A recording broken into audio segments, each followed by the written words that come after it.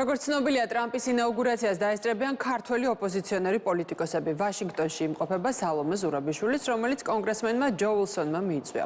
ოპოზიციონერი პოლიტიკოსები მიიჩნევენ, რომ ამ ვიზიტის ფარგლებში საქართველოდან შტატებში მნიშვნელოვან გზავნილებს გააშხერებენ. საკითხს ეხმაურებიან მმართველ გუნდშიც, სადაც აღნიშნავენ, რომ ოპოზიციის განცხადებები სპეკულაციებით არის გაჯერებული და მოქალაქეთა შეცდომაში შეყვანას ცდილობენ. არ ხდება ეს ადმინისტრაციის მხრიდან დაპატიჟება, აქ არის ესე ვთქვათ, რომ არ არის მოსაწვევების სისტემა, არის გარკვეული პროცესები დასასწრებად. მე რაც საერთაშორისო ინფორმაცია მოვისმინე, საერთოდ კაპიტოლიუმის ესე ვთქვათ, შიდა ტერიტორიაზე გადავიდა ამინდიდან გამომდინარე ტრამპის ინაუგურაცია, ამიტომ სულთა პოლიტიკური პრაგმატიზმის თვალსაზრისით თუ იქ არ ხდება შეხვედრები შესაბამის ადამიანებთან, რომ მაგალითად ახლა სალომე ზურაბიშვილი ბევრ შეხვედრას მართავდა ინაუგურაციამდეც და გამართავს. თავად ესე ვთქვათ, სხვა ოპოზიციური პარტიის წარმომადგენლები არ ვიცი რისთვის არიან ჩასული, იმიტომ რომ მე არ ვიცი მათი დღის წესრიგი. კოლექტიური ნაცმოძრაობა ზურაბიშვილის თამადობით არის უკვე სასაცილო მდგომარეობაში.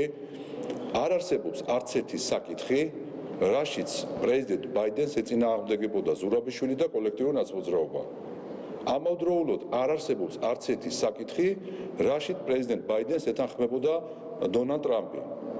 და ეხლა ვის ინაუგურაციაზე მიდიან? ერთი კითხვა მაინც ვინმე დაუსვას.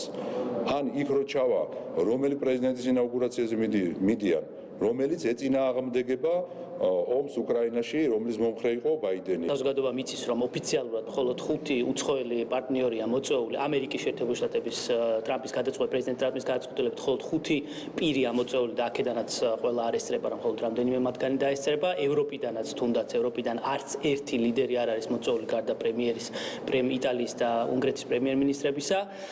ეს ერთი და მეორე ჩვენ რასაც ხედავთ, რაც უნდა განვასხვაოთ ხშირად, ეს არის რეალური, რაღაც მნიშვნელოვანი მოვლენა ერთი და მეორე ხმაური. სწორედ ამას ხედავთ ოპოზიციის მხრიდან ბოლო თვეების თუ წლების განმავლობაში, რაღაც უსარგებლო ხმაურის შექმნა, რომლითაც შეიძლება გადაიფაროს რეალური ინფორმაცია და რეალური მოვლენები, ასე ვთქვათ.